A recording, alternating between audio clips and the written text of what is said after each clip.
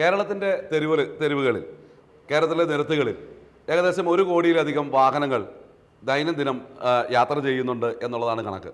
കേരളത്തിൻ്റെ മൊത്തം നിരക്കനുസരിച്ചുള്ളൊരു കണക്കാണ്. അന്യ സംസ്ഥാനങ്ങളിൽ നിന്ന് കേരളത്തിലേക്ക് കടന്നു വരുന്ന വാഹനങ്ങളുടെ എണ്ണം കൂടി കൂട്ടുമ്പോൾ അതിന് മേലെ വരും. ഏതായാലും കേരളത്തിലെ RTO വകുപ്പിലുള്ള ഉദ്യോഗസ്ഥന്മാരുടെ എണ്ണം, റീജിയണൽ ട്രാൻസ്പോർട്ട് ഓഫീസിൽ അസിസ്റ്റൻറ്റ് മോട്ടോർ വെഹിക്കിൾ ഇൻസ്പെക്ടർമാരുടെ എണ്ണം എന്ന് പറയുന്നത് 500-ൽ താഴെ ആളുകൾ മാത്രമാണ്. ഈ പറയുന്ന കേരളത്തിലെ 3.5 കോടിയിൽ അടുത്ത് വരുന്ന ജനവിഭാഗങ്ങളിൽ ലൈസൻസ് എടുക്കുവാൻ വേണ്ടി വന്നിട്ടുള്ള ആളുകളുടെ ലൈസൻസിൻ്റെ ടെസ്റ്റ് മുതൽ ഈ നിലവിൽ ഓടിക്കൊണ്ടിരിക്കുന്ന 1 കോടിയിൽ അടുത്ത് വരുന്ന 1 കോടിയിൽ പരം വരുന്ന വാഹനങ്ങളുടെ രജിസ്ട്രേഷൻ, അതിൻ്റെ രജിസ്ട്രേഷൻ നടപടിക്രമങ്ങൾ, റോഡുകളിൽ വാഹനം ചെക്ക് ചെയ്യുക, നമ്മുടെ കേരളത്തിൻ്റെ അതിർത്തികളിൽ വരുന്ന ഓരോ ചെക്ക് പോസ്റ്റുകളിലും ഡ്യൂട്ടി ഡ്യൂട്ടിയിൽ എത്തിച്ചേരുക തുടങ്ങിയുള്ള എല്ലാ ബൃഹത്തായിട്ടുള്ള ഏകദേശം 1 കോടി പരം വാഹനങ്ങളുമായി ബന്ധപ്പെട്ടും ലൈസൻസ് എടുക്കുന്നതുമായി ബന്ധപ്പെട്ടുമുള്ള കേരളത്തിൻ്റെ ജനസംഖ്യയുടെ പകുതിയിലധികം വരുന്ന ആളുകളുടെയും അതിനടുത്ത് വരുന്ന വാഹനങ്ങളുടെയും എല്ലാ കൃത്യനിർവഹണങ്ങളും നടത്തുവാനും, അതോടൊപ്പം തന്നെ ഈ പ്രത്യേകം ഇപ്പോൾ ശബരിമല സ്പെഷ്യൽ പോലെയുള്ളിടത്ത് സേഫ് സോണായിട്ട് ബന്ധപ്പെടുത്തിക്കൊണ്ട് മോട്ടോർ വാഹന വകുപ്പിലെ AMV മുതലുള്ള ഉദ്യോഗസ്ഥന്മാരുടെ വൻ സംഘം ഇതുമായിട്ട് ബന്ധപ്പെട്ട് പ്രവർത്തിക്കുന്നു. റോഡുകളിൽ ചെക്കിങ് നടത്തുന്നു. AI ക്യാമറയുമായിട്ട് ബന്ധപ്പെട്ടുള്ള അതിൻ്റെ പ്രവർത്തനങ്ങൾ നടത്തുന്നു. സ്പീഡ് ഗവർണറിൻ്റെ സ്പീഡുമായി ബന്ധപ്പെട്ടുള്ള ടെസ്റ്റ് പരിശോധനകൾ നടത്തുന്നു. അങ്ങനെ വിവിധങ്ങളായിട്ടുള്ള പരിശോധനകൾ നടത്തുവാൻ വേണ്ടി കേരളത്തിലെ മോട്ടോർ വെഹിക്കിൾ ഇൻസ്പെക്ടർമാരുടെ എണ്ണം എന്ന് പറയുന്നത് 500-ൽ താഴെ എണ്ണം മാത്രമാണ്.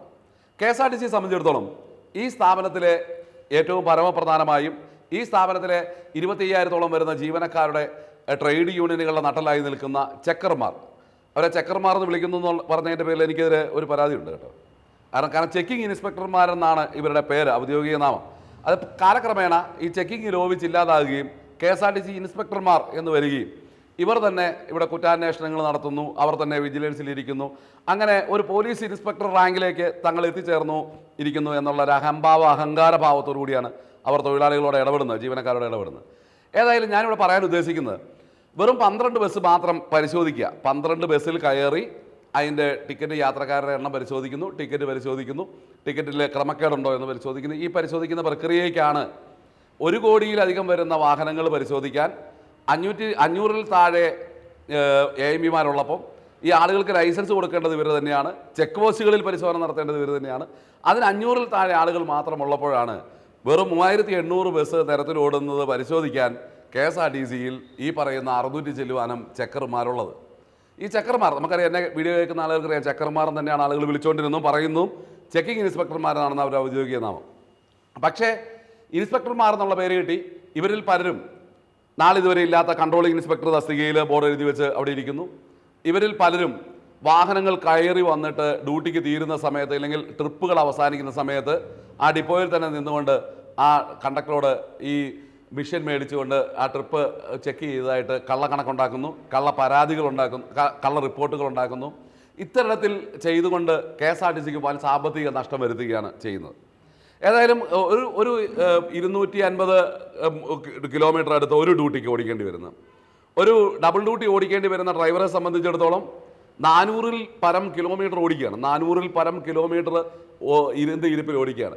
അപ്പോഴാണ് വെറും 12 ബസ് ചെക്ക് ചെയ്താൽ ഈ പറയുന്ന ഏകദേശം 60,000 രൂപ ശമ്പളം മേടിക്കുന്ന ആളുകൾ ഈ പറയുന്ന ജോലി ചെയ്തുകൊണ്ട് KSRTCയുടെ മുഴുവൻ ചുമതലയും ഉത്തരവാദിത്വവും KSRTCയുടെ മുഴുവൻ ത്യാഗവും ഞങ്ങളാണ് ചെയ്യുന്നതെന്നുള്ള ഭാവേന ജീവനക്കാരെ പീഡിപ്പിക്കുവാനും ഭീഷണിപ്പെടുത്തുവാനും ചെക്കർമാരായി ചെക്കിംഗ് ഇൻസ്പെക്ടർ എന്നുള്ള വ്യാജന നടക്കുന്നു. അപ്പോൾ ഇവരെ സംബന്ധിച്ചിടത്തോളം പ്രധാനപ്പെട്ട പ്രശ്നം ഇവർ തങ്ങളുടെ കീഴിലുള്ള ജീവനക്കാരായിട്ടുള്ള ബാക്കി എല്ലാവരെയും പീഡിപ്പിക്കുന്നു എന്ന് മാത്രമല്ല, ഇല്ലാത്ത അധികാരം ഉപയോഗിച്ചുകൊണ്ട് ഈ ജീവനക്കാരെ പീഡിപ്പിക്കുവാൻ ശ്രമിക്കുന്നു എന്ന് മാത്രമല്ല, ചെക്ക് ചെയ്യാതെ ഈ KSRTCയിലെ ചെക്കർമാർ കള്ള SIR ഉണ്ടാക്കി, അതായത് സർവീസ് ഇൻസ്പെക്ഷൻ റിപ്പോർട്ട് SIR ഉണ്ടാക്കിക്കൊണ്ട് ശമ്പളം കൈപ്പറ്റുന്നു. ഇത്തരത്തിൽ കണ്ണൂരെ ഒരു പ്രമുഖ KSRTCയിലെ ഭരണകക്ഷി ട്രേഡ് യൂണിയനിൽപ്പെട്ട സംസ്ഥാന നേതാവായിട്ടുള്ള ഒരു മാന്യൻ, അദ്ദേഹം കണ്ണൂർ ഡിപ്പോയിൽ ജോലി ചെയ്തുകൊണ്ടിരുന്ന ഒരാളാണ്. അപ്പോൾ അദ്ദേഹം ഇതുപോലെ SIR തിരുത്തിക്കൊണ്ട് ശമ്പളം കൈപ്പറ്റുകയും ആ ശമ്പളം കൈപ്പറ്റിയതിനെതിരെ വെൽഫെയർ അസോസിയേഷൻ ഈ കാര്യം കണ്ടെത്തുകയും ഒരു പരാതി സമർപ്പിക്കുകയും ചെയ്തു. അപ്പോൾ ഇത് പരാതി സമർപ്പിച്ചതിൻ്റെ പേരിലുള്ള പ്രതികാര ബുദ്ധിയിൽ KSRTCയിലെ ഈ പറയുന്ന വെൽഫെയർ അസോസിയേഷനിൽപ്പെട്ട ജീവനക്കാരെ ഭീഷണിപ്പെടുത്തുന്ന രീതിയിലുള്ള ശബ്ദ സന്ദേശങ്ങൾ പുറപ്പെടുവിക്കുക, KSRTCയിലെ ജീവനക്കാരെ, വെൽഫെയർ അസോസിയേഷനിൽപ്പെട്ടവരെയും ഡ്രൈവർമാരെയും അതിക്രൂരമായ രീതിയിൽ റിപ്പോർട്ടെടുത്ത് നടപടിയെടുക്കണം, അവർക്കെതിരെ ശിക്ഷണ നടപടികൾ സ്വീകരിക്കണം എന്ന് പറഞ്ഞുകൊണ്ട് ഭീഷണിപ്പെടുത്തുകയാണ്. ഏതായാലും ഇവിടെ അധികാരികൾ ശ്രദ്ധിക്കേണ്ടത്, വെൽഫെയർ അസോസിയേഷൻ എന്ന് പറയുന്ന സംഘടന രൂപീകരിക്കുന്ന സന്ദർഭത്തിൽ ഞങ്ങൾ ഉന്നയിച്ച് മുന്നോട്ട് വെച്ച ഏറ്റവും പ്രധാനപ്പെട്ട ഒരു കാര്യം, കേരളത്തിലെ 14 ജില്ലകളിൽ KSRTCയിൽ 28 ജില്ലാ ട്രാൻസ്പോർട്ട് അധികാരികളുണ്ടായിരുന്നു. കാരണം 12 ജില്ലകളിൽ 12 ജില്ലാ കളക്ടർമാരാണുള്ളത്, 12 ജില്ലകളിൽ 12 റീജിയണൽ ട്രാൻസ്പോർട്ട് ഓഫീസർമാരാണുള്ളത്, 12 ജില്ലകളിൽ 12 ജില്ലാ പോലീസ് മേധാവിമാരാണുള്ളത്. അതിനിടയ്ക്കാണ് KSRTCയിൽ മാത്രം 14 ജില്ലകളിൽ 14 ജില്ലകളിൽ 28 ജില്ലാ ട്രാൻസ്പോർട്ട് അധികാരികളുണ്ടായിരുന്നത്. 12 എന്നുള്ളത് എനിക്ക് തെറ്റിപ്പോയതാണ്. അപ്പോൾ ഇത്തരണത്തിൽ തങ്ങൾ അതിൻ്റെ ഏറ്റവും പ്രധാനപ്പെട്ട കാരണം KSRTCയിലെ എല്ലാ ട്രേഡ് യൂണിയനുകളുടെയും തലപ്പത്ത് വരുന്നത് ഈ പറയുന്ന ചെക്കിംഗ് വിഭാഗം ജീവനക്കാരായിട്ടുള്ള ചെക്കർമാരാണ്. എല്ലാ ട്രേഡ് യൂണിയൻ്റെയും നേതൃത്വത്തിലിരിക്കുന്നവരാണ്. അതുകൊണ്ട് തന്നെ ഈ 600-ൽ പരം 800 ചില്ലുവാനാണ് ഇപ്പോൾ പെൻഷൻ പറ്റിയതൊക്കെ അനുസരിച്ച് പുതിയതായിട്ടുള്ള നിയമനം നടത്തിയില്ല, അടുത്ത ദിവസം തന്നെ അത് ഫില്ല് ചെയ്യും.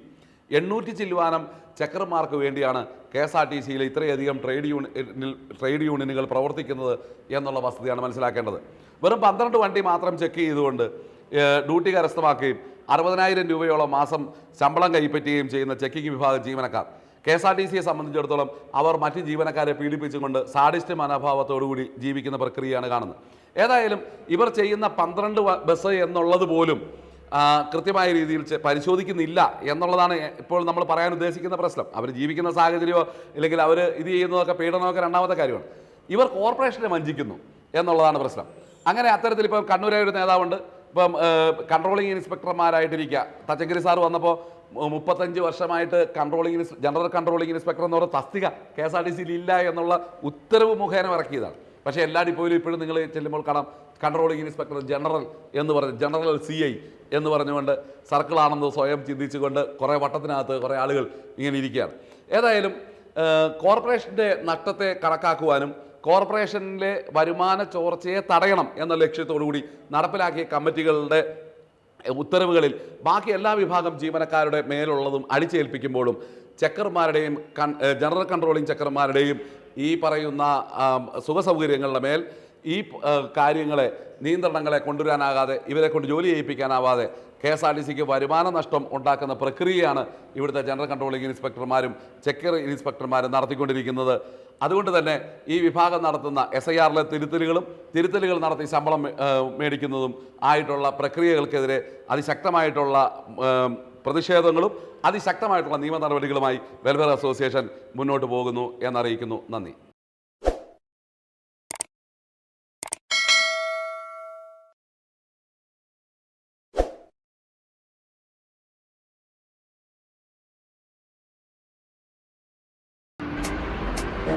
Thank you.